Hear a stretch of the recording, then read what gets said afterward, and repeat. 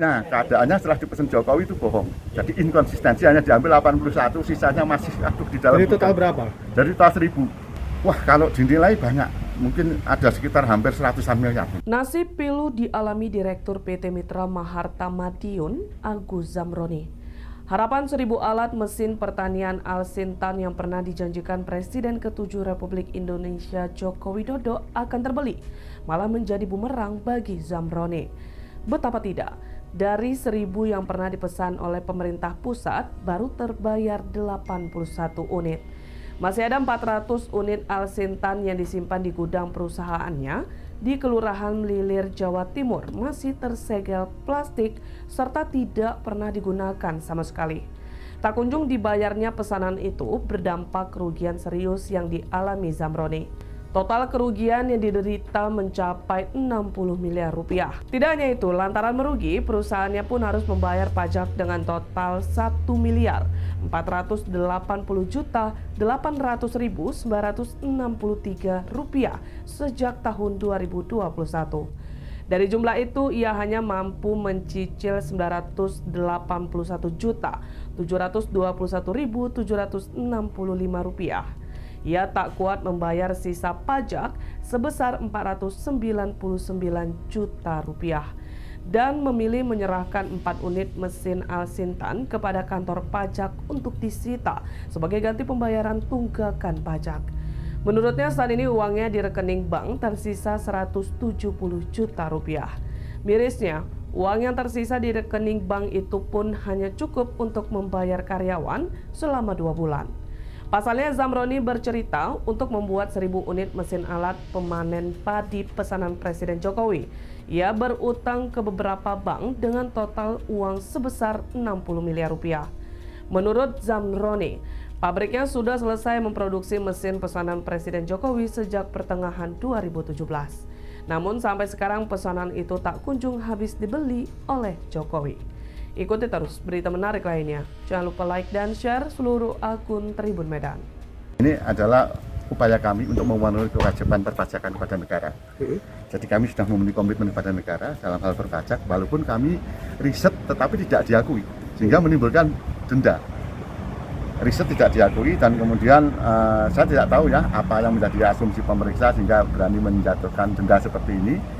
Sehingga kami nggak mampu bayar denda dan akhirnya saya serahkan mesin karya-karya saya kepada negara. Semoga bermanfaat, saya ikhlas. Ini sebagai kompensasi denda tadi ya? Ya, denda pajak. Karena riset saya tidak diakui sebagai pengurang biaya.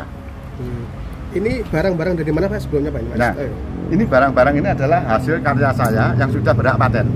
Karena tidak mungkin perusahaan menjadi perusahaan penciplak. Misalkan saya tiba-tiba memproduksi sepeda motor Honda, tentu saya akan dituntut oleh Honda. Karena apa? Karena ini hak patennya ada di Honda. Makanya perusahaan harus melakukan riset. Riset itu ditanggung dan dibiayai oleh perusahaan. Nah, kalau tidak diakui pajak, perusahaan bisa mati. Nah, ini agar pemerintah membuat regulasi. Mekanisme riset untuk perusahaan-perusahaan agar yang dijual adalah karya-karya Indonesia. Bukan plagiat atau memanipulasi barang impor dikasih merek dalam negeri. Begini, jadi musuh kami.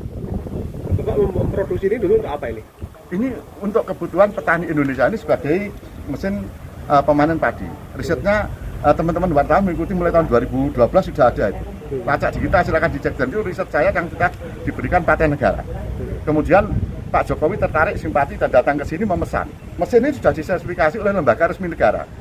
Kalau ada orang negara yang bilang bahwa mesinnya kurang bagus dan lain-lain, ini bukti mereka tidak bertanggung jawab terhadap pembinaan industri di dalam negerinya.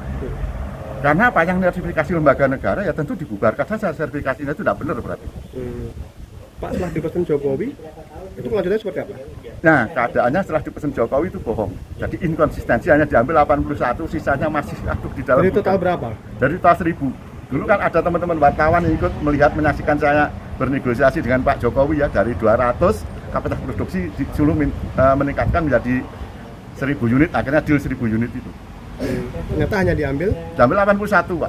Terus sekarang kondisinya seperti apa? Nah, sekarang kondisinya seperti ini, mesinnya masih terawat dan di gudang masih banyak. Harapannya Pak? Harapannya ke depan, karena Jokowi yang berkunjung ke sini atas nama presiden atas nama negara, ya tentu ini menjadi kebijakan negara. Pejabat-pejabat selanjutnya, baik Pak Amran, Pak Prabowo, monggo Pak, Komisi 4, dari DPR RI, kemudian Kementerian Perindustrian ini diselesaikan. Karena kami ini sudah ditipu lagi di 2023. Pak Luhut dengan utusan stafnya namanya Odo Manuhutu yang katanya mau membeli semua produk karena perintah Pak Jokowi gerak, karena dibantu teman-teman diviralkan waktu itu, ternyata bohong juga. Kalau pengen buktinya ada di sini, rekamannya pun saya ada, suratnya juga ada. Pak, ini kalau total keseluruhan sehingga belum diambil pemerintah berapa miliar? Wah, kalau dinilai banyak, mungkin ada sekitar hampir 100-an miliar ini barangnya di dalam ini. Ya, ini barang utangan, Mas. Saya ini menghadapi sita bank juga. Bukan hanya ini sita pajak, sita bank juga akibat saya memenuhi permintaannya Jokowi ini. Oh, ini Jokowi itu menghancurkan industri dalam negeri ini, harus dibertanggung jawab. Download Tribun X sekarang. Menghadirkan lokal menjadi Indonesia.